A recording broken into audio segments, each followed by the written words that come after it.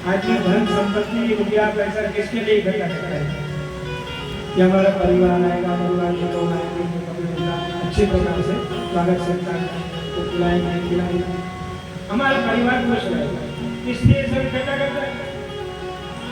अब हमारा तो सारा परिवार इस लड़ाई में काका मामा जितने थे भाई बहनों सबके सब स्वाहा हो गए। किसके लिए हम इकट्ठा करते हैं? तो मन में दुख हो रहा है। इधर राज्य दे दिया और भगवान ने कहा अब आपका राज्य में क्या होगा कि हमारे द्वारिका जाए, तो भगवान द्वारिका जाए तैयार हो गए। रथ में बैठ करके भगवान जाने लगे तो भुआ जी आ गया, कृष्ण आप जा रहे हैं, तो जाते जाते अपने भुआ जी की इच्छा पूरी कर दी।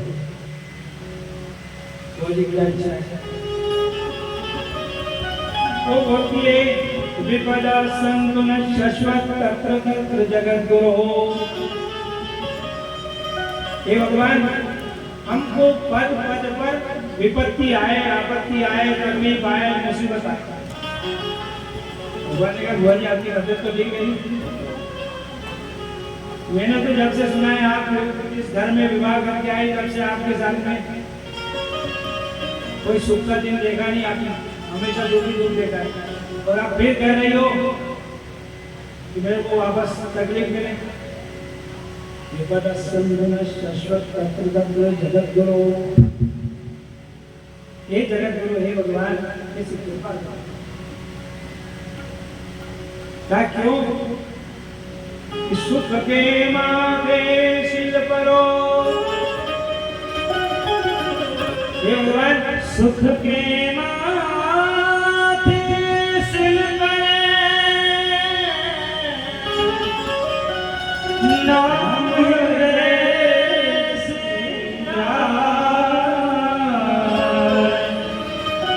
बनवारी बात दुर्गे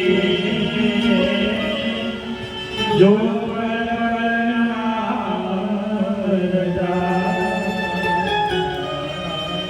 कह रही है कि भगवान जब सुख आता है तो आप हमको छोड़ करके चले जाते हो, तकलीफ आती है उस तकलीफ के समय हम आपको याद करते हैं, और जब हम आपको याद करते हैं तो आप दौड़े चले जाते हैं।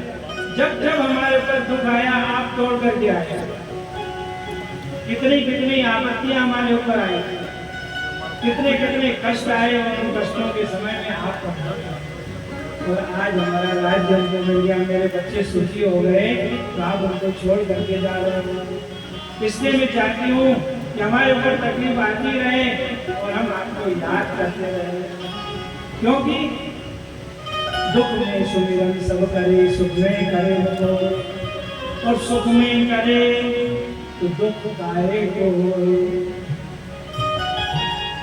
हमेशा याद करते रहो, सुख में याद करोगे तो दुख नहीं आएगा, और आएगा भी तो पता नहीं लगेगा कैसे आया और कैसे चला गया, माथा दुखा और ठीक हो गया। इसलिए वो मैया कह रही है कि भगवान ऐसा आशीर्वाद देकर के जाओ, वो उसकी इच्छा है कि आपकी याद हमेशा करते। अब भगवान रथ में बैठे तो महलों से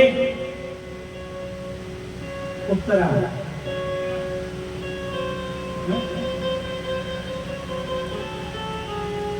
और उसने आकर के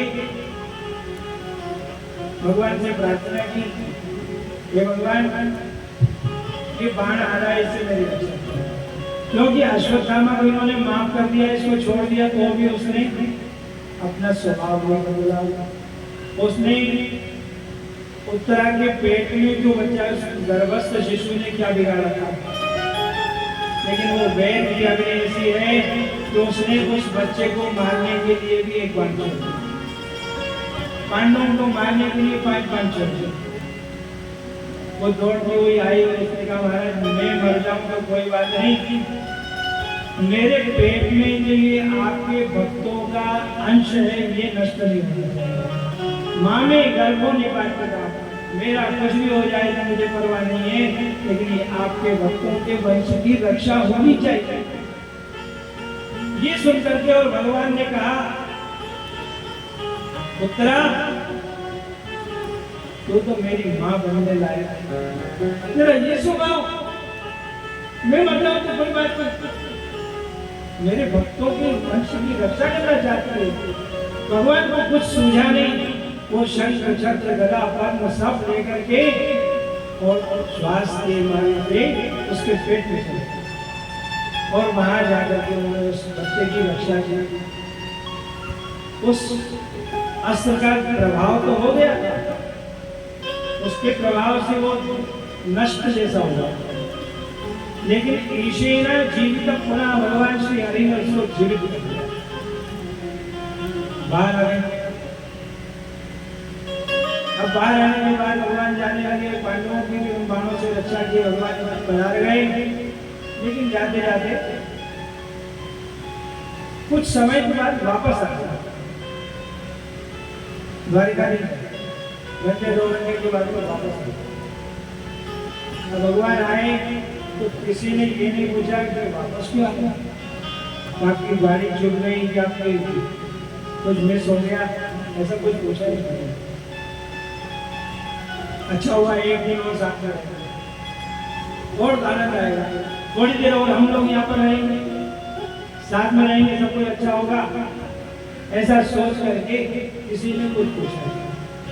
भगवान ने विश्राम किया। रात्रि के समाप्त होने पर ब्रह्म मुहूर्त में भगवान उठे और किसी का ध्यान कर रहे थे और ध्यान करते करते उनके आंखों से अश्रुधारा बह रही।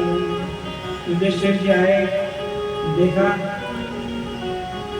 और शिष्टियां भर भर के रो रहे, एकदम कैसा हो रहा, क्या बात है, किसकी याद आ गई। बैठ गए, भगवान की स्तुति की, कोई भगवान से उन्होंने पूछा कि महाराज आप हो रहे थे, भगवान ने कहा मेरे को मेरे प्यारे भक्त की याद आ गई तो मैं हो रहा। कौन भक्त है, इसका नाम बताओ। भगवान ने कहा उसका दर्शन करने हम चलेंगे, तो कल उस भक्त का दर्शन करेंगे। आज भगवान रात्रि में विश्राम करेंगे, ब्रह्म मुहूर्त में वहाँ भगवान ध्यान कर रहे हैं, वो भीष्म पितामह का दर्शन करने के लिए जाएंगे। तो हम लोग भी कल भीष्म पितामह का दर्शन करेंगे, उसके आगे का कृष्ण गोविंद।